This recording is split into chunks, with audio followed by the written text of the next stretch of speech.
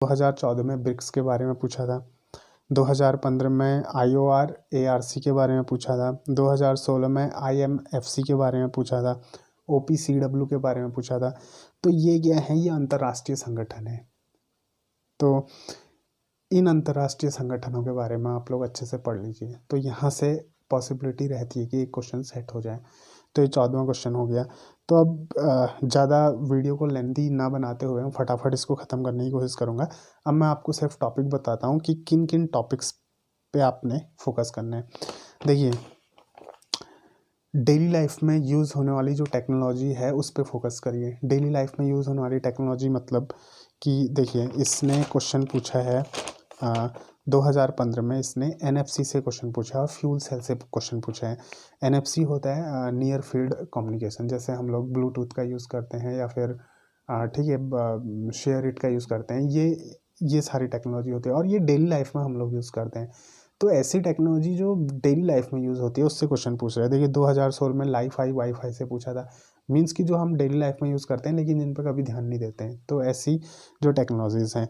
2016 में ही इसने digi locker से के बारे में भी पूछा था। 2019 में इसने पिछले साल LTE और VoLTE से संबंधित क्वेश्चन पूछा था। आप जब भी मोबाइल ऑन करते हैं तो ऊपर लिखा आता है LTE या फिर VoLTE, इसमें क्या डिफरेंस है, इसने उससे रिलेटेड क्वेश्चन पूछा था। यानी कि ऐसी टेक्नोलॉजी जो हम डेली लाइफ में यूज़ करते हैं लेकिन उस पर कभी हम ध्यान नहीं देते हैं, तो वहाँ से ये एक क्वेश्चन पूछता है। तो इसको आप लोग ध्यान दीजिए।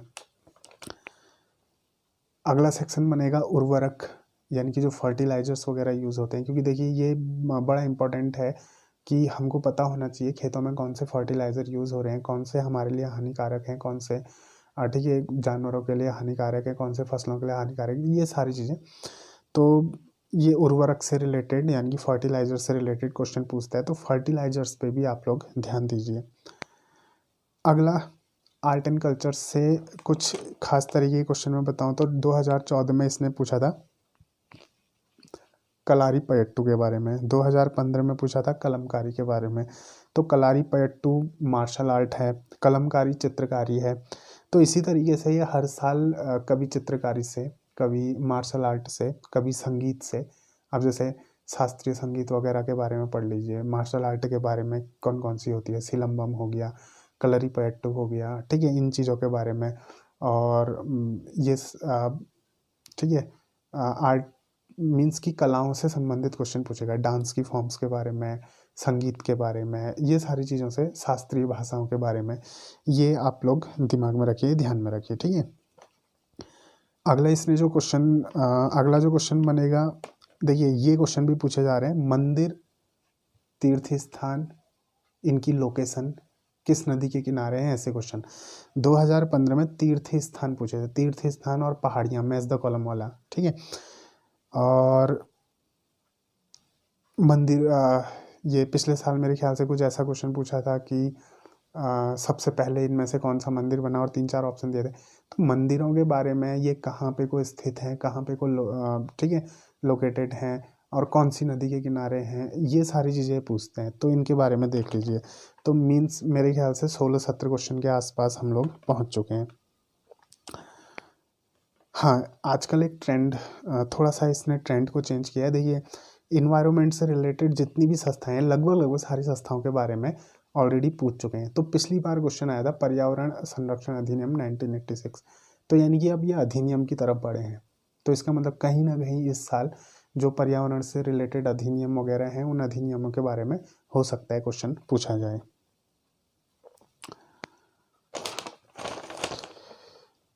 थोड़ा आगे को अगर और बढ़ेंगे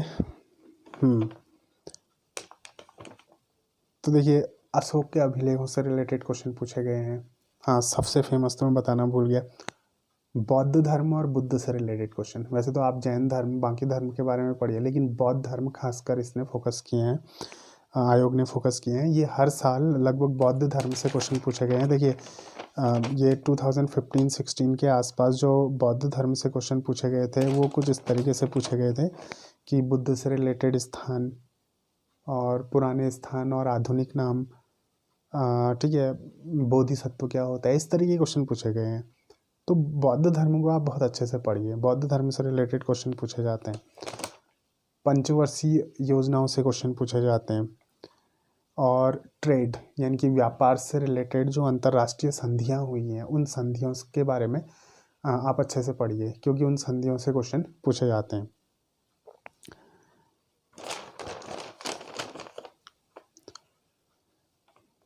तो ओवरऑल अब मैं आपको पूरी एक लिस्ट दे देता हूँ कि कौन कौन से सेक्शन से क्वेश्चन पूछे जाते हैं। तो ये रहा आप लोगों का लिस्ट। मैंने 30 सेक्शन, हाँ, समितियों से रिलेटेड क्वेश्चन पूछे जाते हैं।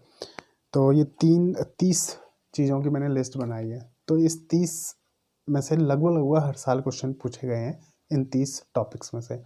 तो अगर आप इन 30 टॉपिक्स को कंप्लीट कर लेते हैं इन केस, और इसमें से मान लीजिए अच्छे से कवर कर रखे हैं और 20 क्वेश्चन भी आपको वहाँ पे को आ जाते हैं, तो देखिए 20 दूना 40 नंबर का ये सेक्शन आप लोगों का कंप्लीट होता है। अब इसके बाद बचा करंट अफेयर्स। कुछ बहुत अगर आपके करंट अफेयर्स तैयार हैं, फिर हिस्ट्री का सेक्शन हो गया। हाँ, हिस्ट्री के सेक्शन में एक क्वेश्चन तो मैं बताना भूल गया।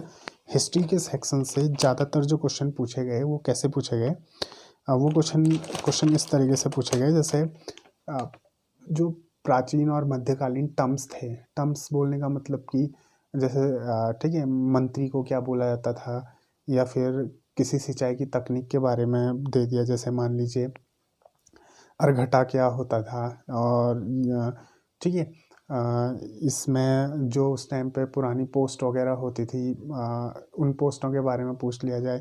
तो इस तरीके के क्वेश्चन पूछे गए, जैसे महत्तर किसको बोलते थे, पट्टकिल क्या होता था, पंचायतन क्या था। ठीक है, एरीपति 2016 में पूछा गया था, एरीपति, तन्यूर, घटिका, इनके बारे में। तो ये जो पुराने टर्म्स हैं इनके बारे में आप लोग पढ़ लीजिए। तो ये इम्पोर्टेंट क्वेश्चन यहाँ से बनते हैं। तो 30 जो एरियाज़ हैं वो हैं इकोनॉमिक टर्म्स, और दूसरा प्लेसेस, मिसाइल, सैटेलाइट टेक्नोलॉजीज़। बड़ी इंपॉर्टेंट चीज़, नदियों के बारे में तो मैं आप लोगों को बताना भूल गया। देखिए, नदियों के बारे में क्वेश्चन पूछा गया है, लगभग हर साल नदियों से संबंधित क्वेश्चन पूछे गए हैं।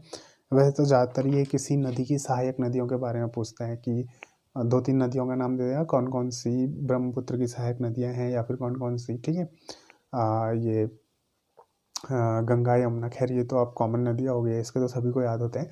तो ये एक नदी के नाम देता है और 3-4 नदियों के नाम देता है और बोलता है कौन कौन सी नदियाँ इस नदी की सहायक नदी। इस टाइप के क्वेश्चन ज़्यादा पूछे गए हैं। फिलहाल नदियों के बारे में हर एक चीज़ आप लोग पढ़ लीजिए, पहाड़ियों के बारे में आप लोग पढ़ लीजिए, ठीक है। तो ये हो गया सागर, उनसे लगने वाली सीमाएं, क्रम से लगाना, कलाओं के बारे में, मंदिर और तीर्थ स्थान के बारे में, संप्रदाय के बारे में, मध्यकालीन भारत के जो फेमस पर्सन है। बड़ा इंपॉर्टेंट क्वेश्चन जिससे हर साल पूछा गया है, रिपोर्ट्स और सूचकांक। ये मैं आप लोगों को बताना भूल गया, रिपोर्ट्स और सूचकांक। देखिए 2015 में पूछा गया था ग्लोबल इकोनॉमिक रिपोर्ट के बारे में, उपभोक्ता कीमत सूचकांक, 2 चीज़ों के बारे में। 2016 में पूछा गया था global hunger index, ease of doing business, global financial institution report, ठीक है। वैसे ही एयर क्वालिटी इंडेक्स के बारे में। तो इसी क्रम में 2019 में पूछा गया था ग्लोबल कॉम्पिटिटिवनेस रिपोर्ट और ईज ऑफ डूइंग बिजनेस के बारे में। यानी कि रिपोर्ट और बिजनेस ये तो बहुत ही ज़्यादा इम्पोर्टेंट है। आप जितनी भी रिपोर्ट्स होती हैं, जितनी भी, और क्वेश्चन बड़ा सिंपल पूछा गया है इसमें। मैं आपको ये भी बता दूं कि ये कौन जारी करते हैं। एक रिपोर्ट आपको दी होगी, ये रिपोर्ट कौन जारी करता है, बस इतना। आप लोग क्या करिए, एक पूरी लिस्ट बना लीजिए कि कौन सी रिपोर्ट कौन जारी करता है, उसको रट लीजिए, तो ये काम हो जाएगा। और रिपोर्ट कहाँ मिलेगी, ये गूगल में बड़ी आराम से मिल जाएगी, लिस्ट ऑफ वेरियस रिपोर्ट्स, ठीक है, करके आप सर्च कीजिए तो आप लोगों को बड़ी आसानी से मिल जाएगी। डेली लाइफ टेक्नोलॉजी हो गया, फसलों से रिलेटेड, इन्वायरमेंटल रिलेटेड डिक्लेरेशन जो भी हैं, ठीक है, संस्थाएं, रिजर्व, अभ्यारण्य। यहाँ ये रिजर्व और अभ्यारण्य, ये कौन सा रिजर्व कौन सी नदी के किनारे है, कौन सा रिजर्व कौन से एरिया में है, कौन सा रिजर्व कौन सी पहाड़ियों में है, राष्ट्रीय उद्यान, इनसे रिलेटेड क्वेश्चन। जीव हो गए, प्रदूषक हो गए, मध्यकालीन टर्म्स हो गए, बुद्ध के बारे में हो गया, जनजातियों के बारे में, पर्यावरण से संबंधित अधिनियम, मध्यकालीन स्थान, चर्चाओं में रहे स्थल, अशोक के अभिलेख, व्यापार से संबंधित अंतर्राष्ट्रीय संधियाँ, ये सारी चीज़ें, समितियाँ, इन सारी चीज़ें। तो इसके अलावा अब जो सेक्शन बचा वो क्या बचा, देखिए कुछ बहुत हिस्ट्री आपने पढ़ी रखी होगी, कुछ बहुत पॉलिटी आप लोगों ने पढ़ी रखी होगी, करंट अफेयर्स देखे होंगे, ठीक है, साइंस एंड टेक्नोलॉजी का पोर्शन हो गया, इकोनॉमिक्स का पोर्शन हो गया, बाकी टेक्निकल बचते हैं। तो बाकी जो टेक्निक, तो ये मीन्स ये मान के चलेगी ये 30% वो सेक्शन है जहाँ से क्वेश्चन उठाए जाते हैं। अब जैसे हिस्ट्री, इकोनॉमिक्स, इनमें क्या पूछेगा, अब एग्जैक्टली तो कोई बता नहीं सकता है कि कहाँ से क्या क्वेश्चन आएगा, लेकिन हाँ फिर भी जैसे बैंकिंग से जुड़े टर्म्स वगैरह ये सारी चीज़ें आप लोग क्लियर कर लीजिए।